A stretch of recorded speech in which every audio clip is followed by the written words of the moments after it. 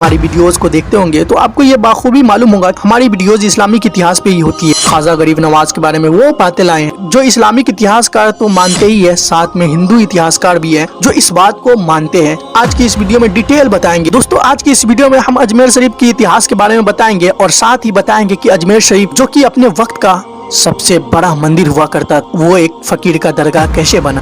दोस्तों अजमेर में उस वक्त एक मंदिर हुआ करता था जो अजमेर का सबसे बड़ा मंदिर था और वो मंदिर सिर्फ राजाओं और रानियों की इबादत के लिए खास हुआ करता था।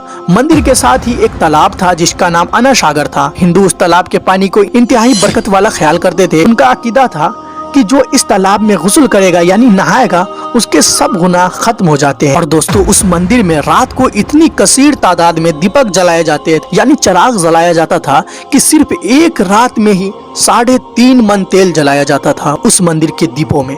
आसपास के देहात इस मंदिर के नाम पे थे। उन देहातों की आमदनी मंदिर पर खर्च हुआ करता था। मंदिर में हजारों नौकर थे जिसका काम आने वालों की रहनुमाई करना, और वो लोग ये बताया करते थे कि कौन सा खुदा बेटी अता करता है, कौन सा खुदा बेटा अता करता है और कौन सा देवता सेहत अता करता है, कौन सी मूर्ति की पूजा करने से दौलत मेहरबान होती है। ख्वाजा गरीब नवाज रहमतुल्लाह अलैह उस मंदिर में तशरीफ लाए और अना सागर के कुछ फासले पर चटाई बिछाकर अपने मुरीदों के साथ बैठ गए। असर का वक्त था, लिहाजा आप ख्वाजा साहब ने हजरत कुतुबुद्दीन रदियल्लाहु ताला अन्हु से अजान देने को कहा।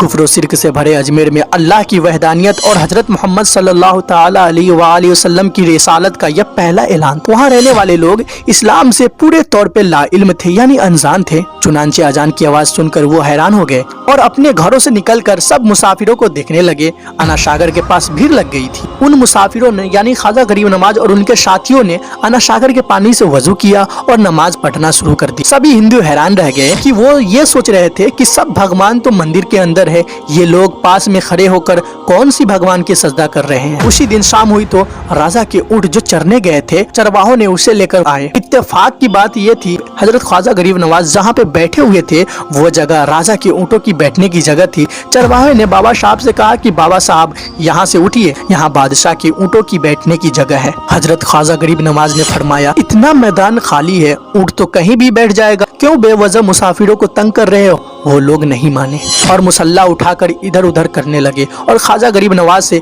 बदतमीजी करने लगे। और वो लोगों ने आखिरकार ख्वाजा गरीब नवाज और उनके मुरीदों से बहुत ही बदतमीजी से कहा ये राजा की ऊँटों की बैठने की जगह है और इधर राजा की ऊँट ही बैठेगा, तुम लोग मुसल्ला कहीं और बिछा लो। आखिरकार ख्वाजा गरीब नवाज ने उठते हुए हजरत कुतुबुद्दीन से फरमाया उठो कुतुबुद्दीन, ये कह रहे हैं कि ये ऊँटों की बैठने की जगह है तो चलो मैं भी कहता हूँ अब यहाँ सिर्फ ऊँट ही बैठेंगे। ये कहकर आप ख्वाजा गरीब नवाज ने अपने साथियों समेत यानी अपने मुरीदों समेत वहाँ से उठ गए। दोस्तों अगली सुबह जब ऊँटों को चराने के लिए ले जाना था तो चरवाहों ने ऊँटों को उठाना चाहा तो उन चरवाहों को ये पता चला कि ऊँट तो उठने के काबिल ही नहीं। उन्होंने ऊँट को मार मार कर जबरदस्ती उठाना चाहा लेकिन वो ऊँट बैठे ही रह गए। चरवाहे लोग परेशान हो गए कि जो ऊँट उनके एक इशारे पर उठ खड़े होते थे आज क्यों नहीं उठ रहे हैं। दोस्तों आखिरकार इन्हें याद आया कि कल मुसाफिर फकीर ने कहा था कि चलो अब यहाँ ऊँट ही बैठे रहेंगे। लोग इकट्ठा होना शुरू हो गए। कोई कह रहा था कि फकीर कोई बड़ा जादूगर है, किसी का ख्याल था कि वह कोई भगवान का नया अवतार है। ये बात राजा पृथ्वीराज चौहान तक पहुंची कि एक मुसाफिर ने राजा साहब के ऊँटों पर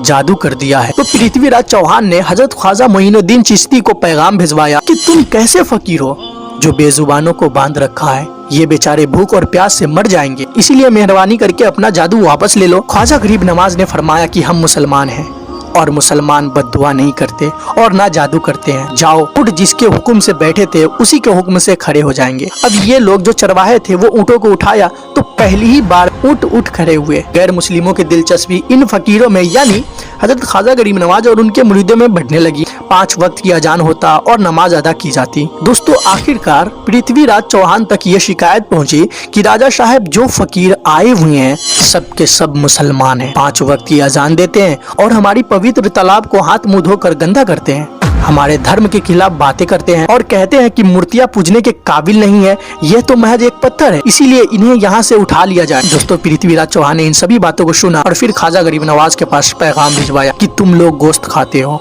हमारे धर्म के खिलाफ बोलते हो और हमारे पाक तालाब को अपने हाथ मुंह ढककर नापाक करते हो, जो हम कतई बर्दाश्त नहीं कर सकते। तुम्हारे लिए बेहतर होगा कि तुम यहाँ से चले जाओ। हजरत ख्वाजा गरीब नवाज ने फरमाया कि और भी तो दुनिया आती है, सिर्फ हमारे ही पानी ले लेने से क्या फर्क पड़ जाएगा। राजा कहने लगा कि वो सब हमारे धर्म के हैं और हमारे मजहब के लोग हैं और तुम दूसरे धर्म के हो। आइंदा तुम लोगों ने तालाब को नापाक किया तो हम सख्ती से पेश आएंगे। हजरत ख्वाजा गरीब नवाज ने हजरत कुतुबुद्दीन रज़ियल्लाहु ताला अन्हु से फरमाया कि कुतुबुद्दीन, शायद ये लोग आइंदा हमारे पानी लेने पर कोई फसाद खड़ा करेंगे, जाओ एक मुश्क पानी ले आओ। तो हजरत ख्वाजा कुतुबुद्दीन बख्तियार काकी रहमतुल्लाह अलैह ने फरमाया कि चलिए हमें एक प्याला पानी भर लेने दीजिए। उन लोगों ने प्याला भरने से मना कर दिया। फिर बाद में जाकर वो लोग इस शर्त पर मान गए कि तुम्हारा जिस्म पानी को न छुए तो हम ये प्याला भरने देंगे। ख्वाजा कुतुबुद्दीन तालाब की सीढ़ियों पर बैठ गए और अपने प्याले को पानी में डुबो दिया। जब वो प्याला तालाब से बाहर आया तो अना सागर का सारा पानी सूख गया था और अना सागर की तह में खुश्क रेत उड़ने लगी थी। ऐसा मालूम हो रहा था कि पूरे के पूरे अना सागर उस छोटे से प्याले में बंद हो गया। अना सागर का शुक्ना था कि पूरे अजमेर में कोहराम मच गया। गली मोहल्ले में चीखों पुकार की आवाजें सुनाई देने लगी। वो लोग रो रहे थे और ये कह रहे थे कि जो गुनाहों की गठरी हम लाते थे और इस अनाज सागर में नहाकर उस गुनाहों से छुटकारा पा लिया करते थे, अब हम क्या करेंगे? अब हम गुनाहों की बोझ कहाँ लिए फिरेंगे? सारे इलाके में ये खबर फैल गई कि मुसाफिरों ने जादू के जोर से अनाज सागर को सुखा दिया। दोस्तों, राजा पृथ्वीराज चौहान नई मौजूदा सूरत हाल से बहुत परेशान हुआ। उसने अपने वजीरों को बुलाया और सबसे यही कहा कि फकीर या तो जादूगर है या फिर वाकई कोई कामिल फकीर है। साथ ही उनकी परेशानी बढ़ गई कि अजमेर की रौनक तो अना सागर के दम से थी। इसकी वजह से लोग दूर दूर से अजमेर आते थे और अपनी गुनाह इस अना सागर में धोकर लौट जाया करते थे। अना सागर को खुश्क हो जाने से हिंदू धर्म को सख्त धक्का लगेगा और ये बड़ी शर्मनाक बात थी। आखिरकार सबने ये मशवरा किया कि फकीर से बात की जाए कि आखिर वो फकीर क्या चाहते हैं। अगर वो कोई ऐसी बात चाहता हो जो हमको तस्लीम है, हम उसकी बात को मान लेते और उससे माफी मांग लेते हैं। चुनांचे सभी मर्द, औरत और बच्चे जाकर फकीर यानी हजरत ख्वाजा गरीब नवाज से माफी मांगने लगते हैं कि हम लोगों को इस परेशानी से निजात दिलाए और हम सब पे मेहरबानी करे, हम सब से जो गलतियां हुई है उसे माफ कर दो और हम अपने गुनाहों का बोझ उठाए किधर जाएंगे और कैसे सुकून पाएंगे, क्योंकि हम लोग इसी तालाब में नहाकर अपने गुनाहों को ढो डालते थे। तमाम लोगों ने हजरत ख्वाजा गरीब नवाज रहमतुल्लाह अलैह के पास आए और बोले, बाबा तुम भी वजू कर लिया करना, लेकिन भगवान के वास्ते हमारा अना सागर हमें लौटा दो। हजरत ख्वाजा गरीब नवाज रहमतुल्लाह अलैह ने कुतुबुद्दीन बख्तियार काकी से फरमाया, जाओ उसी प्याले को वापस उसी तालाब में डाल दो। जैसे ही वो प्याला तालाब में डाला गया, अना सागर के नीचे सारा का सारा पानी उछल उछल कर अना सागर में आ गया। दोस्तों, इस पानी ने कई दिलों को धो डाला था। हिंदू कौम की इतिहास की किताबों में भी हिंदू इतिहासकार इस बात को तस्लीम करते हैं यानी मानते हैं कि उस शाम 32,000 गैर मुस्लिमों ने कलमा पढ़कर इस्लाम कबूल किया था। यानी 32,000 लोग उसी दिन मुसलमान हुए। उन गैर मुस्लिमों को मुसलमान हो जाने से हिंदू पंडितों और आम हिंदुओं पर गुस्से का तूफान खड़ा हो गया और वो सोच में पड़ गए कि फकीर अगर कुछ दिन और रह गया तो देवी देवताओं का नाम लेने वाला कोई नहीं रहेगा। लिहाजा लोगों ने राजा को मजबूर किया कि जल्द कुछ किया जाए। पृथ्वीराज चौहान ने मंदिर के बड़े पंडित रामदेव को बुलाया और उससे बाबा साहब से मुनाजरा रखकर उन्हें जल्द से जल्द शिकस्त देकर अजमेर से बाहर निकालने का हुक्म दिया। दोस्तों, रामदेव अपने वक्त का माना हुआ पंडित था। इसकी काबिलियत की दूर दूर तक धूम मची हुई थी। दरअसल पंडित शैतानी और जादू की ताकतों का मालिक था। उसने राजा पृथ्वीराज चौहान को ये यकीन दिलाया कि जल्द ही कोई अच्छी खबर लाएंगे। रामदेव बाबा ख्वाजा गरीब नवाज के पास आया और उल्टे सीधे सवाल करना शुरू कर दिया। हजरत ख्वाजा गरीब नवाज ने फरमाया, खामोशी जरूरी। इसीलिए हजरत ख्वाजा गरीब नवाज रहमतुल्लाह अलैह ने खामोशी इख्तियार की।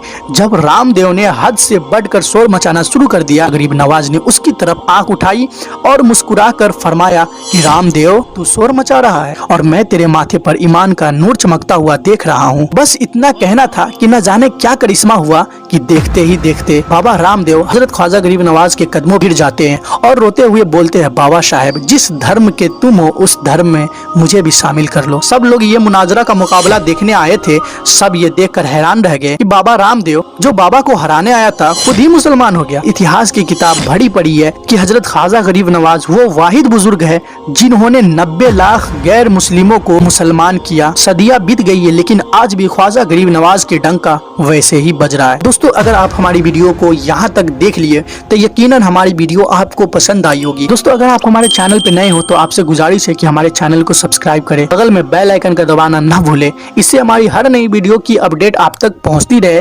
और ये सारी रिपोर्ट कैसी लगी कमेंट में जरूर बताएं और ये ऐतिहासिक और हकीकत बातों को ज्यादा से ज्यादा शेयर करें। शुक्रिया।